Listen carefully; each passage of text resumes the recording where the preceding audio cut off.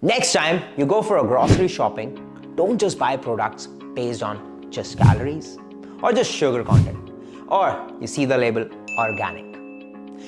You want to dive deeper. In ideal scenario, you need to dissect individual ingredient, and based on that, you decide is it good for my health or not. That's the best approach. But I totally understand. You're not going to get it in one day. It takes time to learn. But on the other hand, I don't want to oversimplify things based on just calories, sugars, or organic. I want you to dive deep, go into a depth if you truly care about your health, if you truly care about your family's health, if you're truly obsessed with your goal. So here in this video, I'm going to tell you not just the nutrition label, but the whole like supermarket psychology, how to read the nutrition labels, how to read ingredient lists, everything. We'll talk about everything with examples. Now, the number one rule, don't just see the front of the packaging. That's where the marketing lives. But the truth hides behind the back, behind the packet. For example, I'll quickly show you.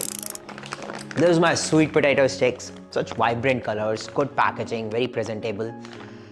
That's what marketing is all about. And I'm not saying that's not important. As a seller, it's important. You need to present your product well so that it can sell and you can earn out of it. But as a consumer, if you truly take care of your health, you want to go back and start checking out the ingredient and nutrition facts. You know, whenever you enter a big supermarket, they have been designed in that way so that every aisle push you towards the shiny objects, towards the processed foods. So just stay in the perimeter zones, for example, in fruits, vegetables, dairy, whole grain areas. That's it. That's how you start it. You don't have to really hit every aisle to see what's new product is all about. Just stick to basics for your health. Don't keep wasting time in the supermarket. To number two, start with the ingredients list. Yes, that's the real story. I know most of the people read the nutrition label or nutrition facts first. That's fine, you can do either. Ingredients are listed in descending order by weight. What do you mean by that? I'll quickly give you an example. So first ingredient, we have refined wheat flour. Second, we have sugar. Third, we have vegetable fat, mix of some oils, rice bran, palm oil, sesame oil. Then we have skimmed milk powder. We have baking ammonia, and the first refined wheat flour is in the maximum quantity. Then we have sugar and so on. That's how the ingredients has been listed. Usually if there are more than 8 to 10 ingredients, probably it will be ultra processed or processed. But again, as I said, you need to dissect individual ingredient and see if it's good for your health or not, or if it's good for your goals. Understanding these, it takes time. It is hard. As I said, first day in your gym, you cannot be muscular, right? With consistency, you will learn. Same thing with nutrition, understanding these ingredient lists. And if you want to take care of your health, trust me, training and nutrition goes along, like side by side. So you need to take care and learn both of the things together. Now, so I try to keep my ingredient simple, not too much complicated. And as I said, even if you don't know, just familiarize with some ingredients, go back home, Google it out, YouTube it, and that's it. It's not a rocket science, trust me. I will give you one more example. I've taken 2 biscuit packets and we'll compare. Okay, so with ingredients only, so I have refined wheat flour, 1, sugar 2, then vegetable oils, they have mixed of 4 oils, 3, skimmed milk powder, we have salt, cumin 6, baking ammonia 7, custard powder 8, some artificial flavor 9, food color yellow 10, then we have tartarazine 11. They say if you cannot pronounce some of the ingredients, that's probably again ultra processed. So they have like 11 to 12 ingredients in this one, and let's take out for this small packet of biscuit. So we have wheat flour, sugar, palm oil, sugar syrup 4, we have sodium, salt 5, some artificial flavors for pineapple 6, emulsifier like lecithin, this is used for binding, and turmeric color 7, 8. So this is having almost 7, 8 ingredients. So let's say ingredient wise, both are not recommended. I would not recommend to my clients, as simple as that. But still I have to choose, I will go for this one. Why? Because let's say both are bad, but if I have to choose less bad, that's why I will choose this one. I hope you get it. And that's how you have to make health choices. Now, I'm not saying you have to have these biscuits. You need to, I'm just teaching you how to read the nutrition label and how to understand and read about the ingredient list. As I said, at first, you have no clue about it, but that's okay. You go back home, Google it out, YouTube, and that's how you're going to learn about it. Let's move on. Number 3, decoding nutrition label. That's where all the numbers, calories, grams will be written. Let me show you again. We got this sweet potatoes back. I hope this time you can see it. It's pretty bright. So this is the nutrition fact, nutrition label looks like.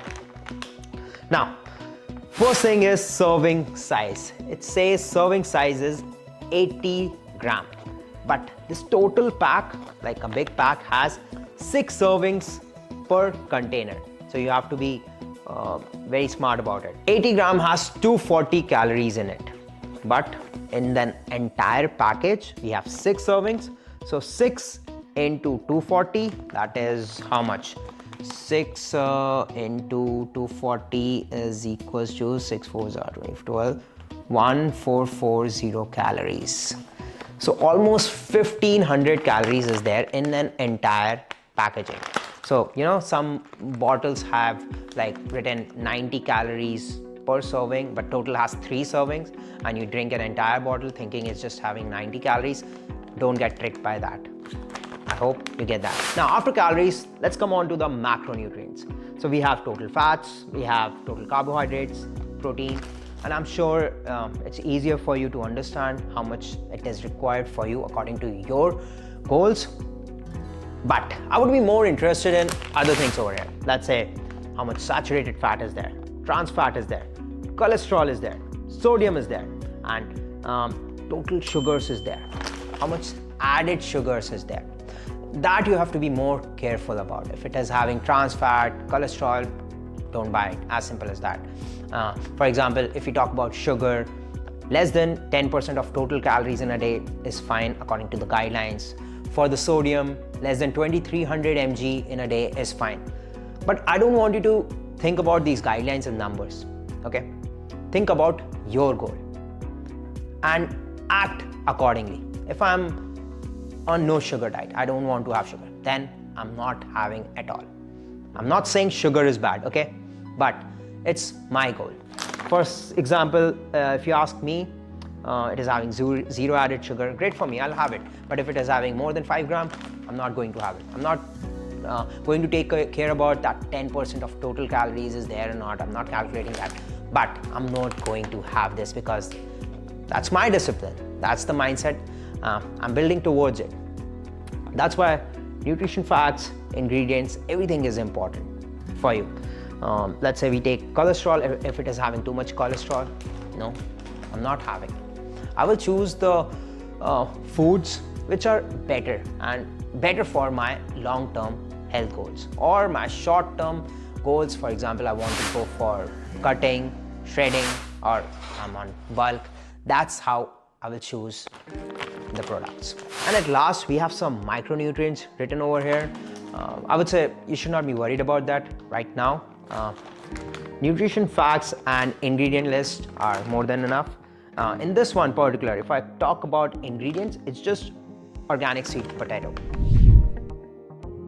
Number 4, legal requirements. What every label must include. So let's get back our sweet potato packet. If you have a product, these 5 things they should include. So first one is statement of the identity, like what the actual food is about. Here it is written 100% sweet potato. It's about sweet potato. For example, you've seen, especially in juices, they have written mango juice or pomegranate juice or pineapple juice, but actual juice is just 5% or 10%. So that's misleading. Second, how much weight of the product is there. So net weight. We go back, we have nutrition facts, nutrition label, which we have already spoken about, ingredients, and the last one is manufacturer info. This is really important as a consumer also, because if you find any issues with the product, you can reach out to them and tell about the product is good or bad. You can get feedback, and sometimes it really tells about the reputation of the brand also. Lastly, allergies. So if you're dealing with any allergies, FDA has clear requirement that it should be put on the label, on the packaging itself. For example, it can be nut allergy, peanut allergy, wheat allergy, that is gluten, egg allergy, fish allergy, soy allergy. So this has to be written. So let's take this packet. So just beneath the ingredients, it is written contains, and it shows coconut and cashew ingredients. So cashew, some people have nut allergy, so it is written for them.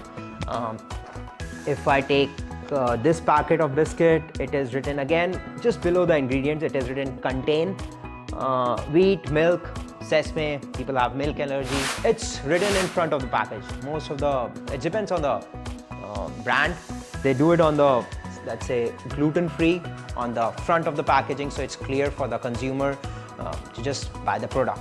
Time for some practical examples. I'm going to compare a few products based on their nutrition facts, ingredient list, and decide which one is better out of the two. So I've taken 2 packets of Fox nuts, different brands, and so they have written calories, gluten-free, but let's get on to the ingredient list of this one first. We have Fox nuts, edible vegetable oil. They have used sunflower oil, chili, garlic, oregano, onion for seasoning, black pepper, tamarind, sugar, salt, citric acid. Now, let's go on to this one. We have Fox nuts. They have used the oil, rice bran oil, seasoning, dried ginger, garlic powder, mango, green chili, coriander leaves, cardamom, black pepper, carom seeds, iodized salt, sugar, mint leaves, maltodextrin, anti-caking agent, acidity regulator, flavor enhancer, natural antioxidants, and some added flavors. So they have everything usually. Now, sometimes the terms which you cannot even pronounce are not always the villains. They have been used maybe for binding to enhance flavor and reduces the amount of sugar and salt to increase the shelf life of the product. But right now, in this case, I don't think so it's required. So definitely this is for the win. Now if we go on to the nutrition facts, they have a serving size of 28 gram. So it means 28 gram contains 120 calories and other things, fats, carbs, protein. But in this one, they have based on per 100 gram. So I don't know why they have done it, because the overall pack itself is 60 gram. So it doesn't make sense to put 100 gram. Better they have also done it like that so that people can see they have less calories and play with serving size per pack, maybe 3. But I don't know. So again, this is better based on the ingredient list. Coming on to the next examples, we have some rice cakes over here and we have a pack of biscuits. Okay, I know you have seen earlier. So again, if we talk about the ingredients, let's revise. So we have refined wheat flour, sugar, vegetable oil. They have used palm oil, sesame oil, skim milk powder. They have baking ammonia, cumin, salt, custard powder, synthetic food color, sunset yellow they have used tetrazine. So this is the ingredients for this packet, and let's come on to the ingredients for the rice cakes.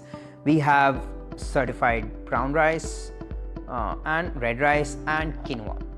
That's it.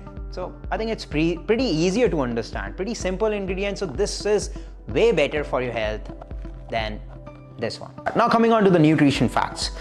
So in this one, let's say serving size, it is written 4 pieces, and 4 pieces have 310 calories.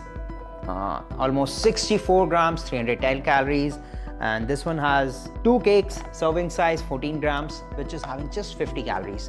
And we talk about carbs, this is having 12 gram of carb, protein 1 gram, and this is having uh, almost 45 gram of carbs, and sugars 6 gram, 4 gram added sugars, protein is 4 gram. So again, it's like way high in calories, and this is pretty simple ingredients and way less in calories as well. Next one in my hand is paneer.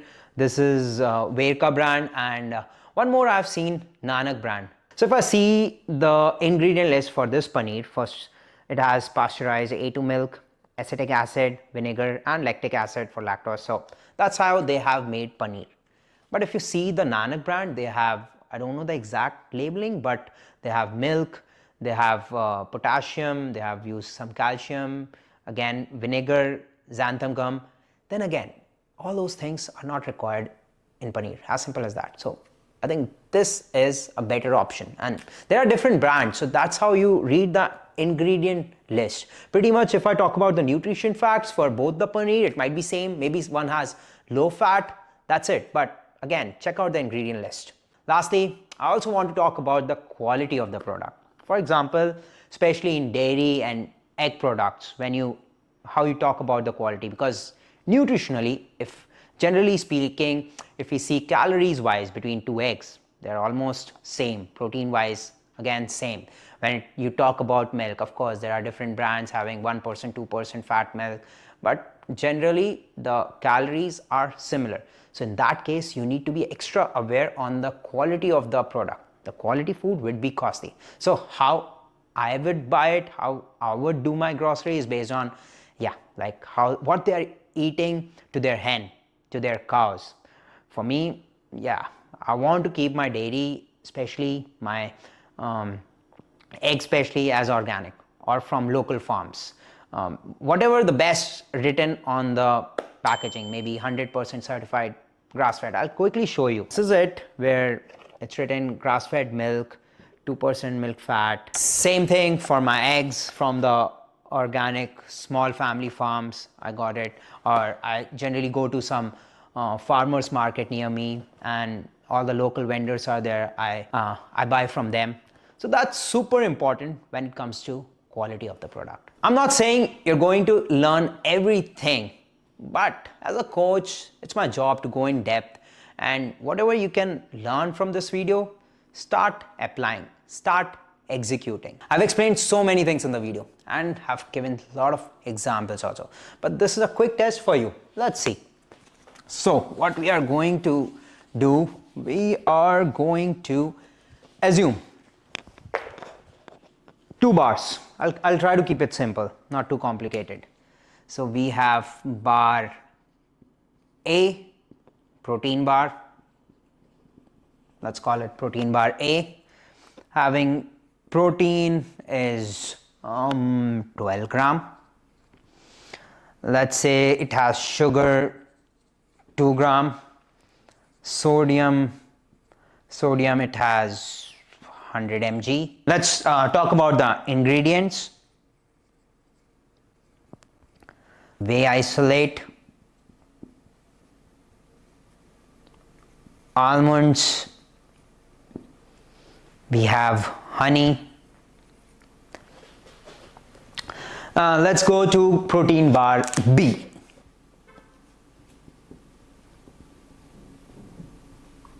Bar B. We'll talk about protein.